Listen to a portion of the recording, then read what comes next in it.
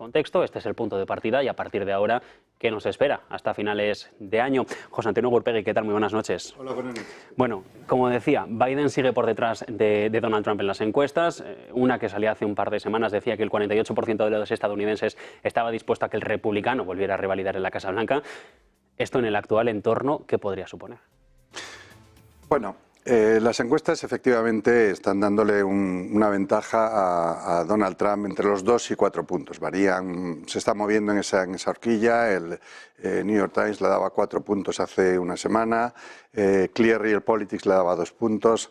Y entonces, indiscutiblemente, si las elecciones se celebraran hoy, pues muy probablemente Donald Trump saldría vencedor, ¿no?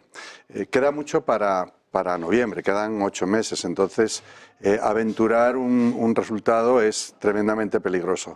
En cualquier caso, no quiero obviar tu pregunta, ¿qué ocurriría con Donald Trump, ¿no?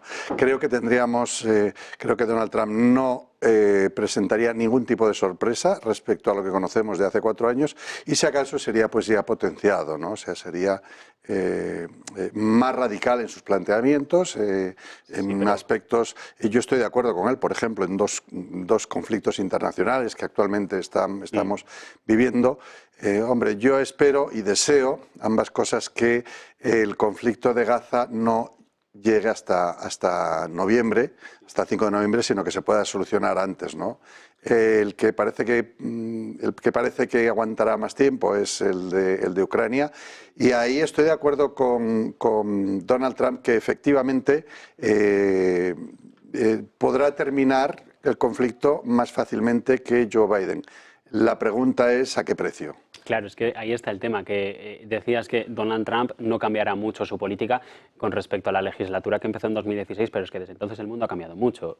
Estados Unidos ha retirado a las tropas de Afganistán y el tema de Ucrania sigue persistiendo. De hecho, por hacer un símil, Joe Biden en su momento dijo que cuando la retirada de Afganistán había que acabar con esa guerra eterna, y Donald Trump ha dicho lo mismo de la guerra de Rusia. Esto no sé qué consecuencias podría tener, porque no sé si podría suponer un cambio del apoyo ahora mismo que podría dar Estados Unidos a Ucrania en lo que viene. Bueno, hace muy poco, creo que fue ayer o antes de ayer, se ha aprobado un nuevo paquete de 300...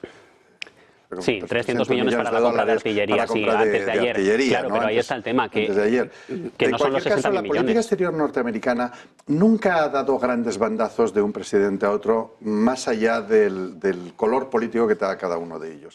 Ha sido siempre una política exterior bastante continuista de uno a otro. Por supuesto que cada uno tenía su personalidad y cada uno imprimía su estilo, pero no ha habido grandes bandazos, ¿no? Efectivamente el mundo ha cambiado, ¿no? Ya en estos momentos, digamos, el conflicto bélico nos está desarrollando ya en Irak o en Afganistán, era donde quería decir, sino que nos encontramos en Ucrania. Y en algún momento tendrá que resolverse, ¿no? Imagino que mediante una negociación y mediante cesiones por ambas partes. Lo que estoy diciendo es que creo que Donald Trump no es que lo vaya a terminar en 24 horas, como ha dicho, ¿no? Lo termina en 24 horas, obviamente eso resulta imposible, ¿no? Pero que las posibilidades de llegar a un acuerdo con Putin sí están, o sí Trump podría lograrlo mucho mejor que Biden, pero, repito, no, porque estaría probablemente dispuesto a pagar un precio que Biden no estuvo dispuesto a pagar. O sea, él llegaría tal vez a un acuerdo con Putin en el sentido de decir, bueno, pues o si no te anexionas el territorio que tienes anexionado, se crea ahí una franja autónoma de esos territorios o algo por el estilo, que sí que llegaría. Sin embargo, no creo que en este preciso momento Biden esté por alcanzar ese tipo de acuerdo, ¿no?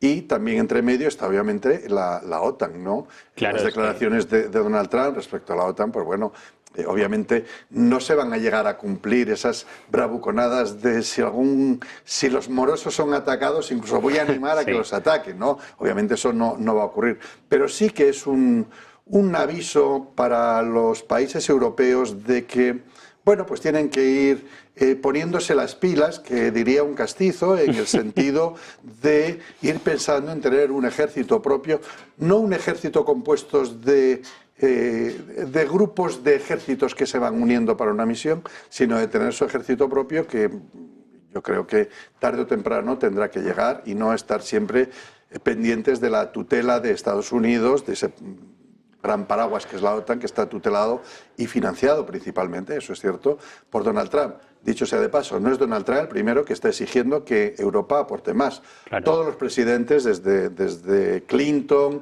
Hillary Clinton lo llevaba también en su programa, Obama, todos los presidentes han exigido exactamente lo mismo a la OTAN. Claro, pero hay otro asunto, y es que Donald Trump podría negociar con Putin, como comentabas, una cesión del territorio de Ucrania, que al final es lo que se quiere. Pero Europa, Ucrania, la actual administración estarían dispuestos a dar su brazo a torcer si claro, se lo dice así. Ahí entran pues muchos factores en juego, ¿no? Claro. ¿Cuál sería la actitud de Europa? ¿Cuál sería también la de Ucrania? Lo que pasa es claro, que si Ucrania, Trump, y es muy capaz de hacerlo, dice, o aceptáis este tipo de acuerdo o cortamos toda la ayuda norteamericana a Ucrania. No solo ahora, no estoy hablando solo de ayuda armamentística, sino ayuda posterior para la recuperación de la nación, ¿no? Que obviamente habrá que recuperarla en algún momento. Europa, hombre, pues sí puede intentarlo, hacerlo sola, sin la colaboración de Estados Unidos, pero obviamente el costo sería mucho mayor y el desgaste de los gobiernos dentro de sus propios países también sería mucho mayor. Esta tarde, y lo he comentado al inicio del programa, hace una semejanza en el 92, leía esta mañana, se le dijo a Bill Clinton que si la economía iba bien, tenía más posibilidades de reeditar en un segundo mandato en la Casa Blanca que si fuera mal. Ahora mismo Biden, la economía va bien, con lo cual la reedición o estas dudas que al menos existen en el electorado estadounidense vendría por la política exterior. Bueno, yo no pienso tampoco que sea la política exterior el factor determinante. Y quiero aclarar esto, ¿no? Efectivamente, la economía ha sido siempre el factor fundamental. La economía norteamericana va bien, excepto por la inflación, que tal vez esté más alta de lo normal, o al menos de lo que se querría. Sí. Pero si obviamos la inflación, que creo que está siguiendo un poco el mismo camino que el resto de los países occidentales, no, va muy bien el desempleo, el PIB, etcétera, etcétera, ¿no? Bien, en el tema de los conflictos internacionales, efectivamente pueden marcar. Yo diría más el conflicto internacional en Gaza que en el de Ucrania. El de Gaza sí pudiera llegar un momento a marcar qué va a ocurrir en las elecciones norteamericanas. El primer punto a tener en cuenta es que las elecciones se van a dirimir de nuevo en los swing states, ¿no? En los estados péndulo, estados bisagra, como queramos llamarle, que son de incierto color político, ¿no? ¿Qué es lo que ocurre? Que en esos estados bisagra, algunos de ellos, que son muy importantes, el margen de votos, no solo en las últimas elecciones de Biden contra Trump, sino también en las anteriores de Trump contra Hillary Clinton. El margen de votos por los que ha ganado un candidato ha sido siempre muy estrecho. En algunos casos de unas pocas decenas de miles de votos o de un centenar de miles de votos. Eso se da en numerosos estados. ¿Qué es lo que ocurre? Que cualquier voto que se escape a cualquiera de los dos candidatos es fundamental. ¿Por qué se le pueden escapar los votos a Biden en este caso? Se le puede escapar precisamente en esa ala más izquierdista, más a su izquierda, más a lo Bernie Sanders, ¿no? Por decirlo de alguna forma. Precisamente ahí sí estoy de acuerdo por sus actuaciones en política exterior, como puede ser, por ejemplo, o estoy refiriéndome de forma muy concreta y muy precisa a qué es lo que va a hacer el Partido Demócrata en Gaza, ¿no?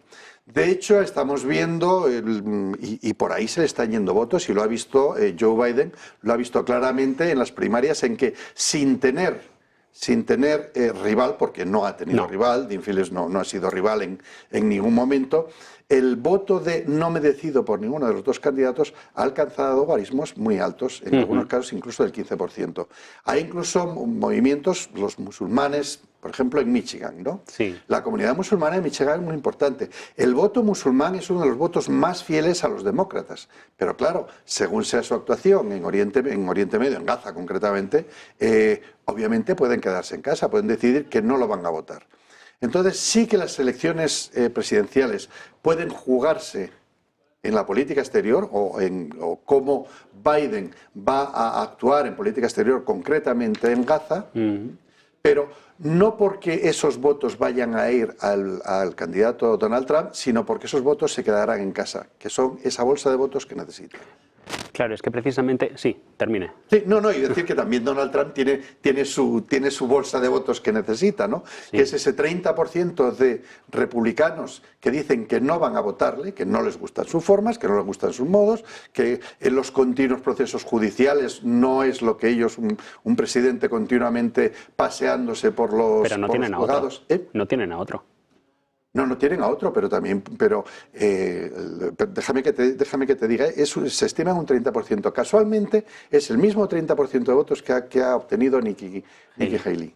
El mismo, o sea, no es ni 31 ni 32, o sea, las encuestas decían un 30% de los americanos dicen que no votarán a Donald Trump, de los republicanos. Sí. Los votantes republicanos dicen que no votarán a Donald Trump. Y al mismo tiempo, el apoyo que ha tenido Haley en los que se ha presentado, por supuesto, ha sido de un 30%. Si Trump no consigue recuperar ese 30% de votos republicanos, de hecho, lo primero que han hecho su equipo es reclamar a Haley y a esos votantes que vuelvan al redil republicano, ¿no? Sí. Y se lo han pedido directamente a Haley, que hoy he tenido clases, ha sido un día, es mi día de clases casi desde la mañana hasta ahora, y no he podido ponerme al día porque además he tenido que venir aquí con vosotros, ¿no? Pero hasta ayer Nikki Haley no había dado su endorsement, utilizando su apoyo, pero endorsement su respaldo a Donald Trump, pese a que el equipo de Trump se lo ha pedido, no implícita o indirectamente, se lo ha pedido clarísimamente. Reclamamos tu apoyo, ¿no? Precisamente por el caladero de indecisos, leía en la prensa británica que ahora todo queda, y no sé si puede ser una frivolidad, en los Swifties, que son los seguidores de esta cantante, de Taylor Swift. En 2016, en el 20, ella respaldó abiertamente a los demócratas y dicen que ahora no se ha pronunciado y que dependiendo de lo que pueda decir, puede condicionar muy mucho un resultado. Yo lo he leído también y bueno, pues quiero creer que no, porque si no sería un poco... Pero quisiera matizar algo de lo que has dicho. Tú hablas de los indecisos. Yo hablo de ese 30% de votantes republicanos descontentos con Trump o de votantes demócratas descontentos con Biden, ¿no? Es lo que estoy hablando. Los indecisos es otro segmento que merecerá un estudio aparte, ¿no? Pero es verdad que... ¿A qué sitio van a ir, por uno o por otro? Pero es verdad que Estados Unidos tampoco es un país que protagonice grandes espantadas electorales. Eso quiero decir, la sociedad va a votar cuando le tocan elecciones. Pues, bueno, va a votar en Los porcentajes no son tan grandes como en Europa. ¿Perdón? Los porcentajes de quienes no van a las urnas no son tan grandes como en Europa. Sí, pueden ser tan grandes. Pueden haber un porcentaje del 30, incluso más. Lo que pasa es que últimamente los porcentajes de votación son cada vez más altos en Estados Unidos. Eso sí es cierto que progresivamente va aumentando cada vez más, pero se debe fundamentalmente a los votantes de minorías étnicas, por ejemplo, los hispanos. El crecimiento del voto hispano, comienzos de milenio, o recuerdo cuando yo empecé con esto de los estudios norteamericanos, cuando preparaba mi titularía universitaria en estudios norteamericanos, recuerdo que el voto hispano estaba en torno al 10-15%, era casi, hombre, no voy a decir residual, pero era testimonial, si se quiere decir, ¿no? Ahora el voto hispano es fundamental, es decir, porque poco a poco han entendido los hispanos que donde está el poder es en los votos, no en las manifestaciones, ni en salir a la calle, sino cuando tú votas y tienes tu alcalde hispano o tu gobernador hispano. Por ejemplo, cuando el Villaraigosa, cuando fue alcalde de Los Ángeles, fue un auténtico boom, ¿no? O sea, que eso despertó en buena medida la conciencia de los hispanos y ahora van a votar ya en unos guarismos no tan altos como los de la población angla, pero sí ya muy parecidos, ¿no? José Antonio, pues con esto nos tenemos que quedar. Un placer y te dejamos ir a casa a descansar. Nada. Discúlpame si me extiendo a veces demasiado. No, ha sido una entrevista muy interesante. Seguro que te volvemos a llamar porque hasta noviembre todavía quedan muchas dudas que resolver. Estar aquí con vosotros. Un placer, José Antonio. Nosotros vamos a mirar ahora al panorama de inversión. Vamos a ver cómo está el mercado. A esta hora de la noche actualizamos en unos instantes